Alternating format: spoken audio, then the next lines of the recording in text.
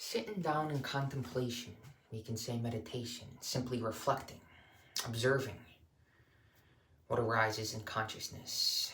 And I want to make this because I'm thinking, you know, whatever your walk of life, wherever you're at in life, whatever your level of consciousness, at this point, I can say not with arrogance, but with complete and utter confidence that the retention of your sexual energy will benefit you profoundly, significantly, deeply, viscerally. Words don't go deep enough, really, to describe the significance of sexual abstinence, what that does to your level of confidence and thus consciousness, because they're synonymous. They go hand in hand. Because what is another word for confidence? Faith. They're synonyms, right? Some of us may not think that way. We equate confidence to outward appearance. But the intention of this is to say, hey, again, wherever you're at in life, you don't need a qualification to commit indefinitely to semen retention. It's not something that you sample. It's something that's eternal. It's not something that you say, hey, I fasted for 7 days, or I went on a 30-day semen retention streak, and that's it. Because what are you doing today? What are you doing now? Who cares what you did? You know, that may have helped shape who you are now. Of course, we can recall that via memory and reflect upon it, but we don't want to identify with what we did previously, because really, it's about what we are right now, what we're being right now, what we're doing right now. And what semen retention does is it profoundly allows you to tune into your intuition and gives you a deep sense of purpose and confidence. Because when you're really walking your path of purpose, you're blessed with ceaseless guidance from that inner voice, that intuitive discernment that allows you to witness and discern between mental chatter, excess thinkingness, and your inner voice, that voice of guidance saying, go this way, my child. You're on the right path, showing you synchronicities, but you manifest effortlessly. It's nothing that you have to do directly. The universe does it for you, because the very essence, the life force of the universe is building up within you as you retain. And as you commit to this journey indefinitely, again, I can say confidently that it will benefit you profoundly, viscerally, as you sense your simultaneous connectedness and oneness with reality, but also transcendence. It's as if you exist simultaneous on two planes of existence. You're here in this three-dimensional reality, but you're tuned in and tapped into a higher frequency, to spiritual reality, we could say. Now, of course, fundamentally, the spiritual world and material world are one. The 3D reality, the physical domain, is intimately connected. The manifest reality is simply an expression of the unmanifest spiritual reality. And so we don't want to see them separately. And by retaining your sexual energy, you'll feel viscerally and know consciously that deep sense of connectivity, that oneness, which fundamentally, that's the teaching of all religions, traditions, and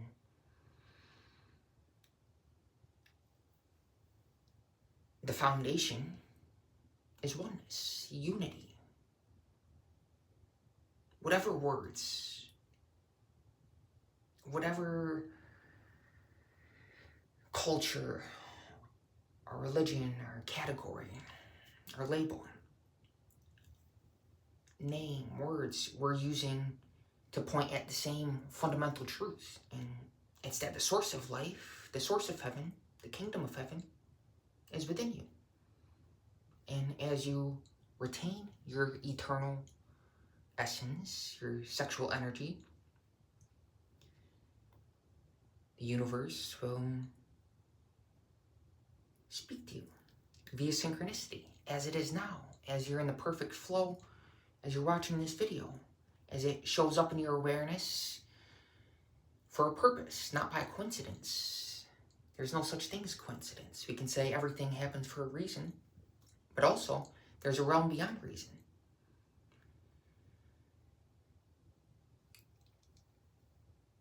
Yesterday, I was speaking with a guy who was very identified with his religion, the Catholic. And I'm not going to get into the details, but basically, as a result of committing to the semen retention journey, you feel people's energy very deeply and where they're at spiritually. And I could tell he was trapped in the realm of reason. Very intelligent, reasonable, as far as recalling memory and history and, information that he's accumulated, and it makes sense. He can be very convincing. However, I perceived him as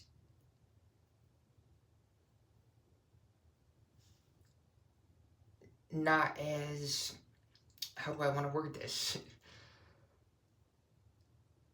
Not fully in balance. More kind of polarized to yang, the masculine, reason, we can say. And not so much tapped into the feminine. Maybe his heart wasn't as open as it could be, right? That's essentially what I'm trying to say. That I wanted him to feel, to be receptive, that the Lord is with us right now, that you're getting lost in the details and identifying with this and recalling this and not aware that you are actually right now enwrapped in the presence, that it's here now. It's not a belief. It's not something that I heard from the pulpit. I'm currently going to a church, and I don't even know the denomination. I know the religion is Christian, right? But I go because of the energy, the atmosphere, the presence in that holy temple, the temple of the Lord. I couldn't care less about what the label is, what the religion is. For me, that's secondary. The truth is something that we embody. Not necessarily a philosophy or something that we recall intellectually. Of course, that's part of the journey, but you want to integrate fully every aspect of the human experience, and semen retention will allow men to do this. Whatever your walk of life, again. Perhaps you're committed to a business, and semen retention will allow you to expand in that field and grow. For monks and ascetics, it'll be a spiritual journey. And for an artist, it will allow them to tap into the deepest creative forces available, which are already within them.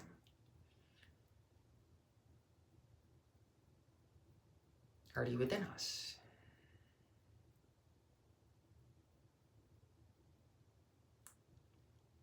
some information recently came up in awareness. Got me laughing. Got me thinking. Woody Allen said, there goes another album. After he had sex with Annie Hall. There goes another album. Because instead of transmuting, consciously retaining, and transforming that sexual energy into productivity, into something that can benefit all of humanity, I selfishly had sex and thus wasted that energy through indulgence. That's, in essence, what he was saying. There goes another album. So instead of writing or creating, transmuting that energy, he released it outwardly instead of allowing it to build up within him eternally. And like I said, semen retention is not something that you sample. It's eternal. Discipline is not something that is a one-time thing. It's a way of life. It's an ongoing process. And of course, fundamentally, we're not the body, we're not the mind, and so we're not a process, but we've been blessed with the faculty of memory, which allows us to recall things, and thus there's an aspect of the human experience. However, fundamentally, in terms of eternity, we're not a process. And when we understand this, not only mentally, but feel the presence, then we're no longer bound by time. Time is not a factor.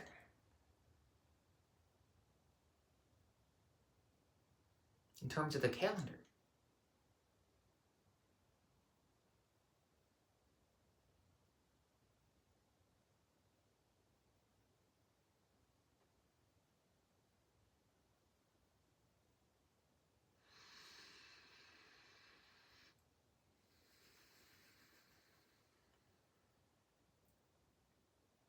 in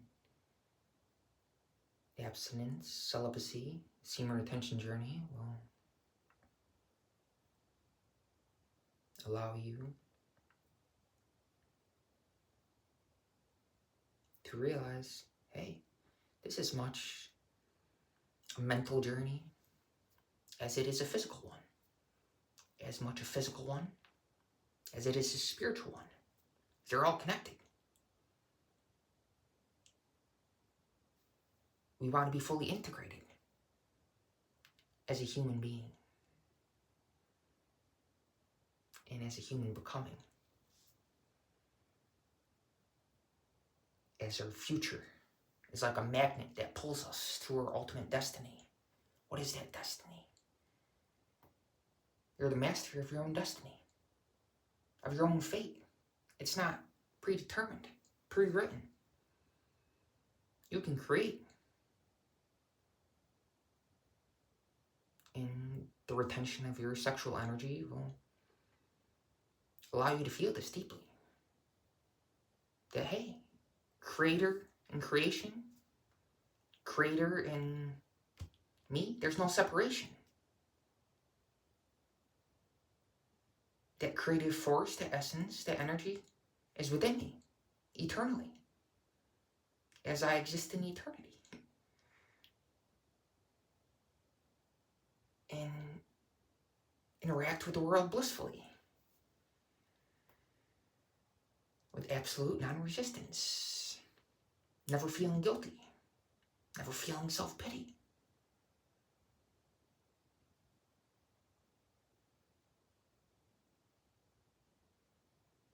Never feeling a sense of arrogance or self-importance. Or any resistance, because I flow freely, effortlessly, as I embody this eternal energy.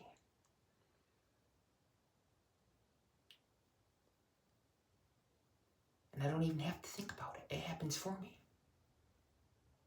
The unseen hand moves me and surrounds me, directs me, and guides me. And of course, I can be aware of this consciously, or I can feel weightless, really, as the presence moves through me, expresses through me, and affects and uplifts all the world around me profoundly, benefiting all of humanity as I retain my sexual energy. It naturally affects the energy of all of us. Because the source, which is none other than the presence of life, our essence, is building up profoundly within us as a result of committing to sexual abstinence. And some people, to loop back to what was said previously about reason, some people are trapped in the realm of reason. They may say, semen retention, that's just a placebo. But have they tried it? Like people who haven't tried fasting. I had a few people telling me, hey, you're going to dehydrate, this and that, dry fasting, and it's bad for you, and talking about your kidneys. And I'm like, you're talking in terms of the body, in terms of 3D reality. But have you tried it? Have you tried dry fasting? Have you tried semen retention? Because if it's not within your experience, to talk about anything that's not within your experience, that's dishonest. That's just being honest. I'm not picking on anybody.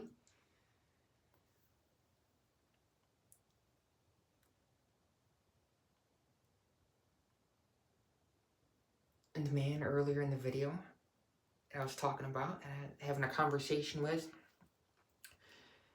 very identified with a particular religion, saying this is the right one, this is the only one, there's no other right religion. And I'm saying, hey, in your religion, it says that God is one. Talks about unity. That's the foundation of your religion. And you're saying, you're thinking, speaking in terms of division, saying mine is the only one. All these other ones are a false creation. And thus, you're creating an inner split, an illusory duality between you and the rest of reality, when the truth is unity. And I try to convey that in many different ways to appeal to him intellectually. And of course, consciously aware of the spiritual energy, the transaction, as I was hoping that he would feel receptivity. But trapped in the realm of reason and his own thought process and his own beliefs, identifying heavily, not with the awareness that's aware of the thoughts, not with the attention, the energy that is the source of the thoughts, of the impressions which arise in his consciousness, but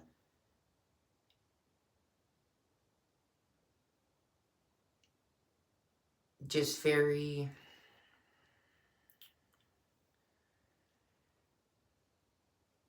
analytical, overly analytical, analysis paralysis. And I recognize this because, again, that's within my experience. That's something that I used to be trapped in, the realm of reason, thinking that I know and this is the right way and I'm smart, and the moment we think we're smart, our thoughts don't leave us. We identify with the thought process and not with the awareness that is aware of the thoughts. Thoughts come and go. They change. They're temporary. But what is the constant? What is the constant that is continuously aware of the thoughts?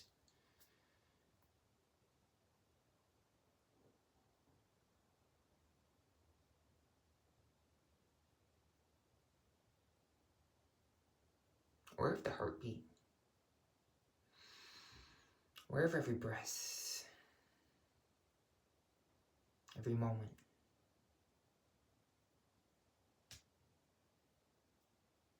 allowing you to see eternity in the transient,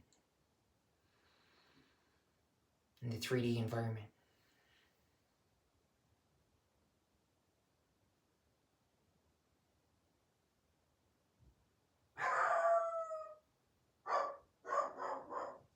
As you're simply lovingly aware of all that happens, all that surrounds you, in peace and complete and utter calmness amidst what may seem like outer chaos. Noise, we can say the chatter of the masses, people having conversations, talking about things that really are of no significance. And you're aware of this, and this shows up in your awareness. And there's no judgments. You simply smile, because you see that they're an emanation of the presence. And whatever they're saying is irrelevant, because it's the energy, the place from which it comes, within. And you see the light within them very vividly. You see the radiance that comes from behind their eyes, whatever they're saying. And I said, could be the chatter of the masses, right? People having conversations, talking about ideas, things that perhaps aren't creative, contributive.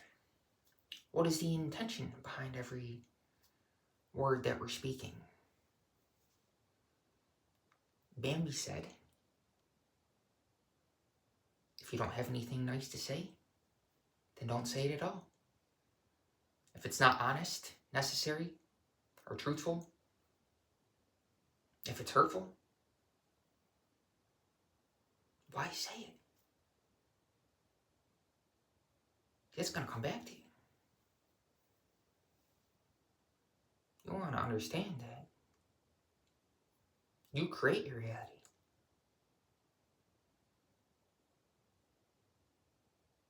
Walk by faith, not by sight. Whatever is around you externally. As a result of sexual abstinence, you'll have complete and utter confidence, and thus faith, and you'll naturally trust the process. You'll walk by faith and not by sight. Whatever shows up in awareness, your five sensory reality. You don't have to accept the evidence of the senses currently, because you know, metaphysically, that seed that you've planted, you know that vision, your purpose, your destiny. You know that's here currently, because creation is finished. It's here now. It's already done, and it's done for you effortlessly. You don't have to do anything directly. You'll be guided naturally along the journey to go here and there and take this action, and you don't necessarily have to plan it, because once you set that intent, everything happens for you. You simply show up and obey. Say, Lord, I'm here today to do your will, whatever that is. I surrender all personal will unto you. And again, going back to what was previously said in the video, we have that discernment of what is personal will and what is higher will. Say what is spiritual will, what is intuition or inner voice. We understand the difference between mental chatter and overthinkingness, analysis paralysis, and the inner voice that guides us, that we obey, allows us to operate with ease and effortlessness and calmness as we radiate to the world around us a profound sense of abundance and confidence and trust, as we trust the process, and that's reflected back to us in the form of the Lord talking to us. we can label it synchronicity. But we don't want to get lost in the words. Again, for the third time's a charm, talking about that guy that had a conversation with yesterday. And he said, that's a statue. He said, that is a statue. Is a profound word. And I said, no, that's not a statue. Statue is a word to point at that shape and form. But what it is not a statue. Statue is a label. And his name was Jeff. And I said, I'm looking at you. I don't see Jeff. I see you, your essence. I'm not limited by viewing you in terms of your past, your personal history, what you did previously, or whatever you may be. I'm here with you now, reality. And I'm not seeing your name, your label, your name. I'm seeing you as you are.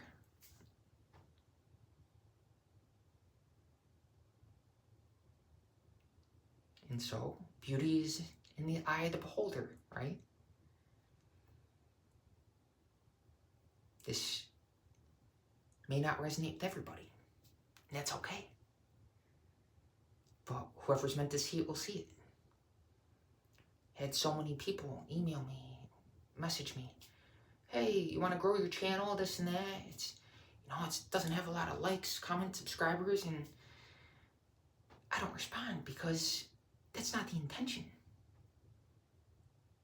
I don't care about recognition. It's not about that. Because I have complete faith that whoever's meant to see this will see it.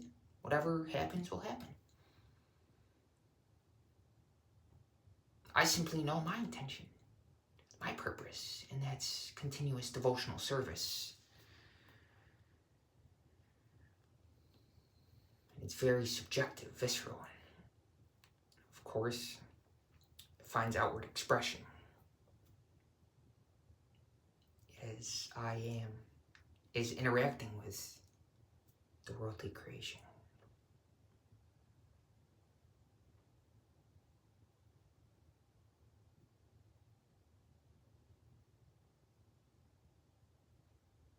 And so every action can be meditation.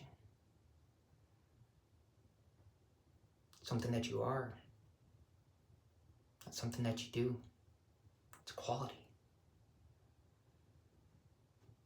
Not necessarily, I'm not going to finish that thought. We can say beauty. Beauty is really a spiritual quality. It has nothing to do with somebody's outward appearance. It has something to do with what we sense in another, where they're at in terms of consciousness.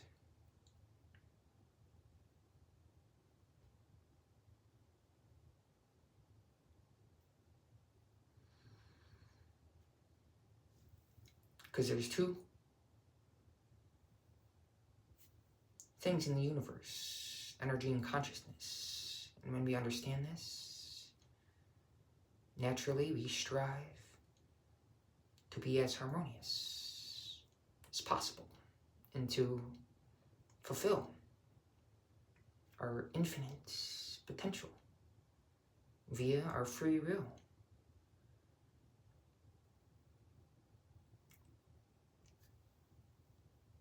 Reflecting back, recalling a memory from childhood, how I went to speech therapy. R words. I always had trouble pronouncing words with an R. And as I just stumbled a few seconds ago, and I'm sure in many other videos, I figure I'd just point that out because it thought just arose and figured I'd share it with you. Why not? How to enter the kingdom of heaven, become again like a child. And whatever my outer appearance, I feel that inner child within.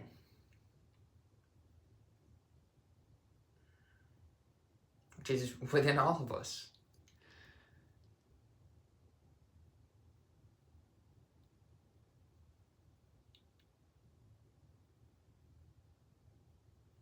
And so, you'll come full circle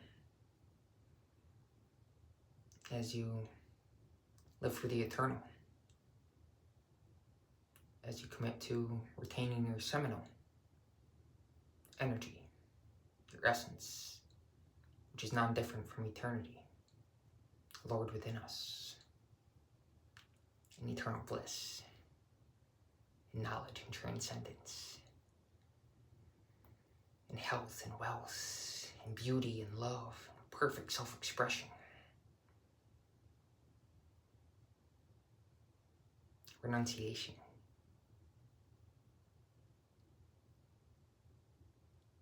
That happens naturally from committing to semen retention. Your very embodiment of renunciation, whatever your outward action, whatever it appears as or is perceived as from the world around. Your subjective state, very profound. You have nothing to prove to anybody. That's true confidence. Being completely comfortable with where you're at subjectively. You don't have to prove anything to anybody. You're not trying to convince anything. The truth doesn't have to convince itself. Doesn't have to prove itself. It simply is. It doesn't need any followers. It doesn't need any outer recognition. It doesn't need any pats on the back. It doesn't need any praise. It isn't motivated by honor. It doesn't take anything personally.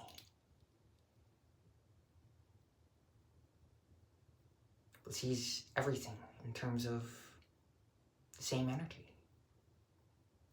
The one energy. That is none other than eternity. What is God? But eternity. But life. Eternal life. And you can commit to semen retention with or without a wife. Look at Gandhi. He was committed to celibacy. Look what he did. Look at his body. In terms of stature, in terms of outer appearance, one may say, hey, he's an embodiment of weakness, meekness. But hey, even it says right here, meekness is love's humility. And Gandhi was definitely a man of humility. And look at what he did for humanity. Not out of violence. Didn't really even have to lift a finger. It was done for him. Because of his intention. 3333. 33. 33 vertebrae in the human spine. Altar of the divine. And you can laugh at yourself. You say, well, I'm quite the character. You don't have to take yourself so seriously, right? You can be.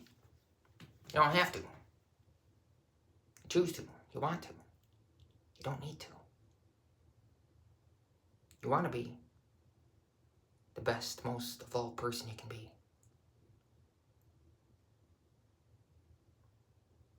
And the universe will allow you to embody this effortlessly as you commit to the semen retention journey.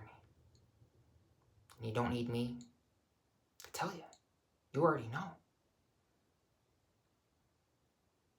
I'm just showing up in your awareness, telling you something that you already know.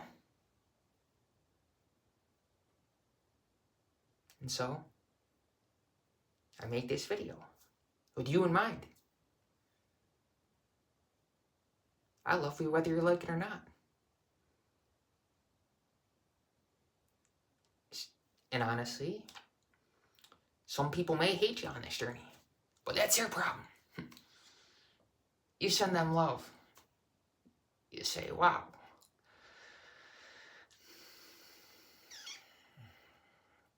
You feel for them. Because you can relate. You've been there too. You remember how it felt to be jealous and entrenched in negativity and the lower level emotions, but having transcended them, you relate and have compassion. And with that intention, even with the intention of uplifting another, you realize, wow, how powerful. Anything you hold in mind is, because you're only subject to what you hold in consciousness. Nothing in the world of appearance can affect your inner essence.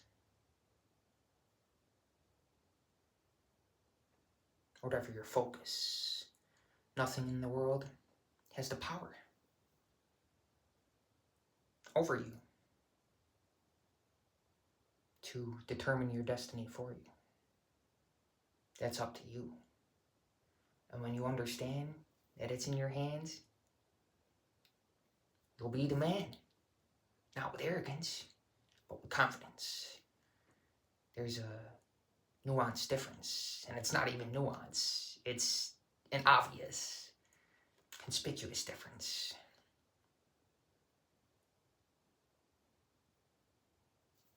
And so I make this, saying that, hey, seeing your attention will give you that confidence. It's not something that you have to accomplish.